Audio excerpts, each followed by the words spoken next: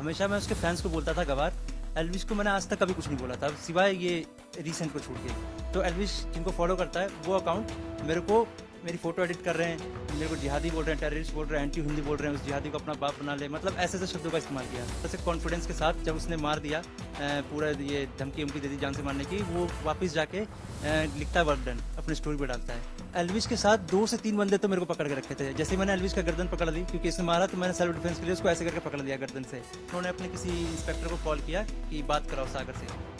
जो तब मैंने बात की तो वो कह रहे हैं सुनो इसको ना अभी ज़्यादा पब्लिकली मत करना, हमने इसको गुप्त तरीके से करते हैं सब कुछ। आपको लगता है कि हरियाणा की पुलिस या एडमिनिस्ट्रेशन एक तरीके से एल्विश यादव को प्रोटेक्ट कर रही है? हाँ, डेफिनेटली कर रही है। एल्विश यादव की साथी डिजिटल कंटेंट क्रिएटर सागर ठाकुर को पीटने वाली वीडियो तो आप सब लोगों ने देखी होगी। ये पहली बार नहीं है कि एल्विश यादव हरियाणा की यूथ आइकन कंट्रोवर्सी के साथ जुड़े हैं, लेकिन इस घटना की जो वीडियो सामने आई है वो एक बहुत बड़ी सवाल खड़ी करती है कि क्या एल्विश यादव जैसे लोग लॉ से ऊपर है, और फिलहाल एक एफआईआर के अलावा क्या एक्शन उनके ऊपर लिया गया है। इस पूरे विषय में बात करने से हमारे साथ जुड़ रहे हैं सागर ठाकुर खुद, जो कंप्लेनेंट है, विक्टिम है, जिसको आपने वीडियो में देखा कैसे एल्विश यादव उनके साथियों के साथ इनके ऊपर टूट पड़े। सागर, घटना का अगर थोड़ा आप डिस्क्रिप्शन करें, क्या क्या हुआ आपके साथ? मतलब मैं पूरा बताऊं किस रीजन के कारण हुआ ये। तो बात है बिग बॉस टाइम की। अभिषेक मल्हान और एल्विश यादव दोनों बिग बॉस में थे। शुरू में तो मैं दोनों को सपोर्ट कर रहा था। फिर क्या हुआ कि मैं अभिषेक मल्हान के थोड़ा ज्यादा वो था, मेरा झुकाव थोड़ा ज्यादा था उसके तरफ। तो उसके कारण क्या हुआ, हेट आने लग गया एल्विश के जो फैंडम है उसकी तरफ से।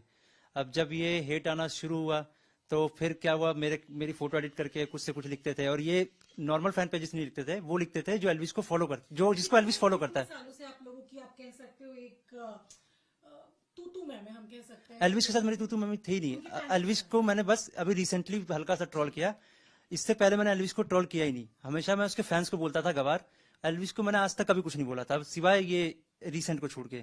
रिसेंट में भी वो सॉफ्ट ट्रोलिंग है, इसको हम वो नहीं कहते कि बहुत मैं हार्श गया।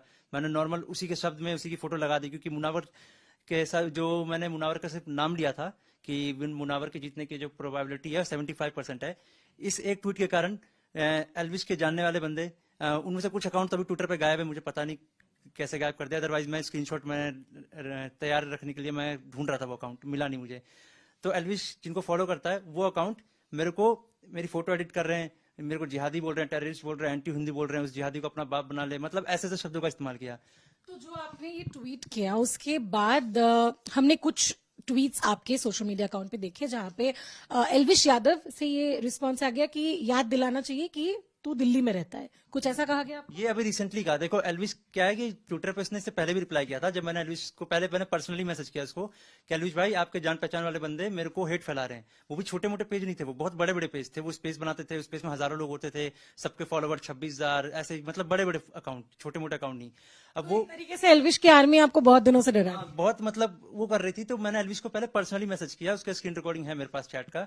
एल्विश वॉइस में मेरे को भेजता है कि देखो भाई मैं अभी बिजी हूँ, तो ये अपना खुद देख लो।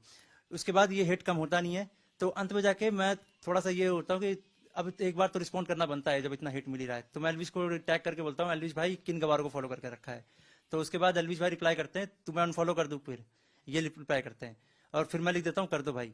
और उसके बाद होता क्या है कि मेरे खिलाफ ट्रेंड चलते हैं, ये माँ की गाली के साथ रेप थ्रेट्स, ये पूरा उसके जो नॉन बंदे हैं वो ट्रेंड चला रहे होते हैं। कब की घटना है? ये मेरे को ठीक से याद नहीं, डेट देखनी पड़ेगी। मतलब इसको कवर किया है एक बंदे ने यूट्यूब पे। चलिए पुरानी घटना है। हाल की बात करें तो अभी जो आपने ट्रोल किया मुनव्वर फारूकी से जुड़े हुए इंसिडेंट, उसके बाद एल्विश का ये रिप्लाई आता है कि याद दिलाना चाहिए कि तू दिल्ली में रहता है। उसके बाद क्या? उसके बाद तो मैंने उसको यही बोला कि हाँ भाई दिल्ली, थैंक्स भाई याद दिलाने के लिए। मैं सरकाज़म में ले रहा था उसके हर बात को। जो आपकी एक चैट है जो आपने खुद ट्विटर पे डाली थी एल्विश यादव के साथ, उसमें आपसे बात शुरू हुई या उन्होंने रिप्लाई किया, वो थोड़ा अगर डिटेल में? मैं एल्विश फैंस को बोलता था गवार, पर चिढ़ता एल्विश क्यों था मुझे समझ नहीं आ रहा है। अब ये तो अब देखो, अगर मैं उसके फैंस को गवार बोल रहा हूँ तो जाहिर सी बात है कि मामला शॉर्ट होना चाहिए था। तो मेरा मेन ऑब्जेक्टिव यही था। जब एल्विश ने मेरे को मैसेज किया ट्विटर पे नंबर भेज, अब अगर वो नंबर मांग रहा है तो मेरे को ये था कि वो शायद घर आ सकता है। तो मैंने उसको इसलिए मैसेज कर दिया भाई मिलकर ही बात करते हैं अच्छे से किसी और लोकेशन पे। तो उसने अपने घर का एड्रेस दिया, किसी का तो घर का एड्रेस दिया गुड़गांव में। तो जब मैंने मैप में देखा तो काफी अंदर था गुड़गांव के, तो सनी ने सजेस्ट किया किसी पब्लिक प्लेस पे बुलाते हैं उसको। तो फिर पब्लिक प्लेस के लिए गुड़गांव में मेरे दोस्त की दुकान थी, तो पहले मैं गुड़गांव जाता हूँ, गुड़गांव पहुंचता हूँ, मैं पूरा अपडेट देता रहता हूँ ट्विटर पे कि मैं अभी निकल चुका हूँ, अभी मेट्रो में हूँ, फिर मैं गाड़ी में बैठता हूँ। और जब मैं गुड़गांव पहुंचता हूँ तो मेरा जो मेन मोटिव था कि उसके साथ डिबेट करना, अगर उसको लगता है वो सही है तो वो डिबेट करके जीत जाए। तो सागर आपका जो जो विश था वो ये था कि हमसे बातचीत करे, ना कि आपके दिमाग में ये था कि चलो ये बंदा तो, क्योंकि ये दर्शकों के लिए बहुत जरूरी है। हमने बहुत समय में ये देखा है कि जनरली कॉलेज गोइंग या फिर यूथ में कि अगर कोई तूतू में हो जाता है तो लड़के अपने लड़के लाके मारपीट करते हैं। आपकी तरफ से ऐसा कोई मंशा नहीं था? नहीं, मेरे तरफ से जो मेरे साथ दोस्त भी थे वो सब नॉर्मल दोस्त थे, वो शॉप पे ही रहते हैं। तो मेरा बस यही था कि वो पब्लिक प्लेस था, तो मुझे ये लगा कि एल्विस पब्लिक प्लेस पे तो कुछ ऐसा करेगा नहीं, अगर मेरे को हल्का सा भी डाउट है तो पब्लिक प्लेस पे वो सिर्फ डिबेट करेगा, क्योंकि उसको अपनी इमेज प्यारी तो होगी, तो वो नॉर्मल डिबेट करेगा। ऑब्वियसली बात है, अगर उसके बातों में दम होता, अगर उसको लगता है वो सही है, वो डिबेट करके जीत जाता। तो मेरा वही था, मैंने सोफा वोफा भी लगा रखा था कि आओ भाई बात करो। और लकीली जो दुकान का सीसीटीवी कैमरा था जनरली ऊपर होता है, तो वो वहां पर टेबल पर रखे हुए थे, ये चीज उनको शायद पता नहीं थी, इसलिए वो थोड़े से कॉन्फिडेंस के साथ जब उसने मार दिया, पूरा ये धमकी उमकी दे दी जान से मारने की, वो वापस जाके लिखता है वर्क डन, अपने स्टोरी पे डालता है। उसको शायद आइडिया नहीं होगा कि दुकान में सीसीटीवी कैमरा टेबल पर रखा हुआ है, तो उसको आइडिया नहीं था कैमरे का, इतना तो मुझे पता लग रहा है। क्योंकि कैमरा का आइडिया नहीं, लेकिन जो घटना आपके साथ हुई, मारा गया, कितने लोग लेके आए थे एल्विश? देखो जितना मेरे को दिखा 8 तो मेरे को लग रहा है, 8 तो थे, क्योंकि जिसमें से एल्विश के साथ 2 से 3 बंदे तो मेरे को पकड़ के रखे थे। जैसे ही मैंने एल्विश का गर्दन पकड़ ली, क्योंकि इसने मारा, तो मैंने सेल्फ डिफेंस के लिए उसको ऐसे करके पकड़ लिया गर्दन से। और जैसे ही मैंने उसको पकड़ा तो उसका शायद एक दोस्त अर्चित, अभी मैंने चेहरा नोटिस किया उसका, इससे पहले मैंने नोटिस नहीं किया था, वो था। और एक अननोन फेस था, वो मुझे पता नहीं, तो उन्होंने मेरे को पूरा अपने बॉडी वेट से दबा लिया था कि मैं उठ ना पाऊं। और एल्विश मेरे घुटनों से मेरे नाक पे मार रहा है, पेट पे मार रहा है, और वो पूरा कोशिश कर रहा है कि मेरे को मारे। और जो एक मेरा दोस्त था जो रिकॉर्डिंग कर रहा था, ये मतलब एक कैमरा एंगल पे, तो उसने उसका फोन लेके मेरे को अपने फोन से पीठ पे मारने की कोशिश की। तो एक तरीके से आप लोगों को ये थॉट तो था कि चलो कुछ हो सकता है, इसीलिए आप लोगों ने कैमरा रखा? नहीं, हम देखो वो यूट्यूबर है, अब वो आएगा तो वो भी कैमरा ऑन रखेगा, तो जाहिर सी बात है मैं भी कैमरा ऑन रखूं, ताकि सिर्फ उसके पास क्लिप ना रहे, क्योंकि वो एडिट में अपना छुपा सकता है कुछ भी। तो वो कैमरा मैंने इसलिए ऑन रखा क्योंकि वो भी क्रिएटर है, मैं भी क्रिएटर हूँ, कैमरा वो भी ऑन रखेगा, मैं भी ऑन रखूंगा। और सीसीटीवी में साफ साफ दिख रहा है, वो कटारिया को बोलता है रिकॉर्डिंग कर, सॉरी मंगवानी है इससे, तो वो कटारिया सीसीटीवी में दिख रहा है कैमरा ऑन करके सॉरी बुलाने के लिए वो कोशिश पूरी करता है। 3 बार मेरे को बोलता है सॉरी बोलने के लिए, मैं उसको बोलता नहीं हूँ। तो वो भी आया था वीडियो बनाने के इरादे से ही। हरियाणा पुलिस में जब आपने कंप्लेन की, क्या आपका एक्सपीरियंस रहा? देखो टू बी ऑनेस्ट, जब हम गए तो पहले तो पुलिस वालों ने काफी लाइटली लिया इसको, मतलब ऐसे होता है ना कि अरे क्या है ये वो ऐसे ऐसे करके बोला। उसके बाद जब उनको आइडिया लगा कि केस थोड़ा बड़ा है, किस मतलब कौन ये बोल रहे थे, अधिकारी? ये एसएचओ थे, मैं अकेला नहीं गया था, तो मेरे पास गवाह है कि किस तरीके से हुआ। अब एफआईआर जब कर दी तो हमने कहा कि हमें अटेम्प्ट टू मर्डर करना है, क्योंकि उसने एज ए मोबाइल को भी हथियार की तरह इस्तेमाल किया ही है। उसके बाद वो बंदे भी लेके आया है। अब अकेला बंदा होता तो एक पल के लिए चलो वो होता कि लड़ाई है, उसके साथ 2-3 बंदे आए हैं, ऊपर से वो हमला कर रहा है स्पाइन पे, मुंह पे, तो वो अटेम्प्ट टू मर्डर ही हुआ। और जब एफआईआर लिखवाने गए, एप्लीकेशन पूरा लिख दिया, तो उन्होंने कहा कि हो जाएगा। एसएचओ वहां से निकल गए। जब वो वहां से निकल गए, उन्होंने अपने किसी इंस्पेक्टर को कॉल किया कि बात कराओ सागर से। जो तब मैंने बात की तो वो कह रहे हैं सुनो इसको ना अभी ज्यादा पब्लिकली मत करना, हमने इसको गुप्त तरीके से करते हैं सब कुछ। तो जैसे ही उन्होंने ये बोला, मेरे को थोड़ा सस्पिशियस लगा ये कि ये गुप्त तरीके से क्या बोलने की बात कर। ये 8 मार्च की बात है, दोपहर को हमने एफआईआर के लिए गए थे, दोपहर के आसपास की बात है ये। आपकी मेडिकल करवाई गई? मेडिकल करवाई गई, बट जिस तरीके से होनी चाहिए थी वो नहीं हुई।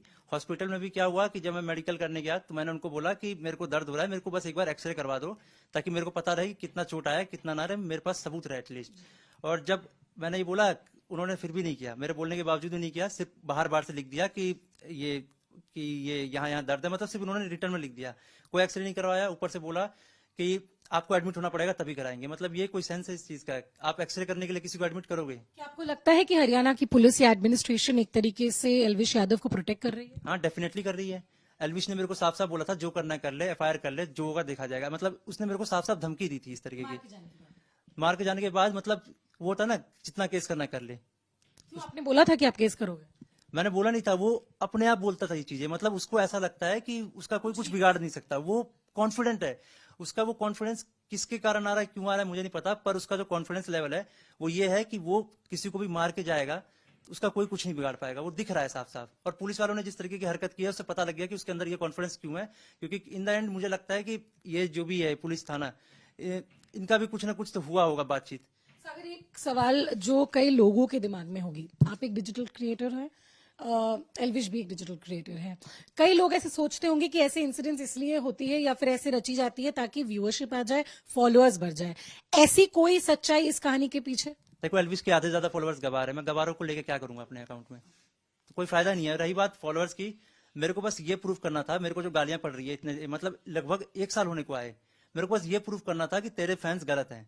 मेरे को बस ये प्रूफ करना था। मैं अपने सारे काउंटर्स रेडी रख के गया था कि अगर ये ऐसा बोलेगा तो मेरे पास ये काउंटर रहेगा, जवाब रहेगा। मेरे पास सारे जवाब थे उसके कि वहां पे उसके फैंस गलत है। ऊपर से मैं उसके फैंस को बोल रहा था, मैंने एल्विश को गवार मैंने आज तक नहीं बोला, फिर भी वो चिढ़ रहा। तरीके से आप सोशल मीडिया हरासमेंट की भी शिकार हुए हैं 1 साल से। हाँ, काइंड ऑफ लाइक मेरे को मतलब थोड़ा सा इसके चक्कर में होता ना डिस्ट्रेस फीलिंग की ये क्या हो रहा है, इतनी गालियां पड़ रही है। ऊपर से फोटो एडिट करते थे, उल्टी सीधी फोटो एडिट करते थे। तो एल्विश की आर्मी का यही काम है। एल्विश आर्मी और उसके कुछ जानने पहचान वाले बंदे, सबको पता है इसके, तो स्पेस के आपको रिकॉर्डिंग से मिल जाएगी। बिग बॉस टाइम पे इसके बंदे अभिषेक मलान की बहन के ऊपर वो गालियों वाले पोस्ट स्पैम करवा रहे थे, ये भी होगा ट्विटर की स्पेस पे। ये बात पुरानी हो गई है, इसलिए मेरे को निकालने में बहुत टाइम लग गया, मतलब निकाला नहीं मैंने अभी, ढूंढने की। सागर, अभी आपके साथ जो हुआ, आपने कंप्लेन की, ठोस कोई एक्शन फिलहाल हमें नहीं देखने को मिला एल्विश के खिलाफ। क्या कहना चाहेंगे एक एडमिनिस्ट्रेशन के को और उन लोगों को जिन्होंने कहीं ना कहीं एल्विश यादव को आज ये प्लेटफॉर्म दिया है? देखो, इतना तो दिख गया कि जब एफआईआर हमने कुछ बोला, उन्होंने लिख कुछ दिया। ऊपर से कॉपी अभी अभी मेरे को अभी थोड़ी देर पहले बात हुई है, एफआईआर की कॉपी तो मिल जाएगी, लेकिन एफआईआर में जो मैंने बोला था वो तो डाला नहीं सेक्शन। उन्होंने अपनी मर्जी से कुछ भी डाल दिया, तो एक तरीके से उन्होंने अपने हिसाब से बदल दिया। अब मुझे नहीं पता एसएचओ भाई, शायद एसएचओ सर जो है शायद मिले हो ना मिले हो, लेकिन जिस तरीके की हरकत की है मुझे लगता है मिले हुए हैं। ये थे सागर ठाकुर। इनके ऊपर एल्विश यादव ने अटैक किया है, कई लोगों को ले आके एफआईआर दर्ज हुई है। हालांकि फिलहाल कोई ठोस एक्शन एल्विश यादव के खिलाफ दिखने को नहीं मिला। जो सागर कह रहे हैं वो बहुत इंपॉर्टेंट एक चीज है। उनको मारा जरूर गया है अभी, लेकिन 1 साल से वो ऑनलाइन हरासमेंट की भी शिकार है, क्योंकि वो एल्विश यादव के खिलाफ या उनके फैंस के खिलाफ कुछ लिखते थे। ये बहुत बड़ी सवाल उन लोगों के लिए भी है जो एल्विश यादव के सपोर्टर्स हैं। क्या ऐसे वीडियोस जिसमें आप वायलेंस को ओपनली प्रमोट करते हैं ये जायज है, और क्यों ऐसे लोगों के खिलाफ एक्शन ना हो, ये एक बहुत बड़ा सवाल है जो सागर खुद उठा रहा है। वीडियो जर्नलिस्ट अंकित के साथ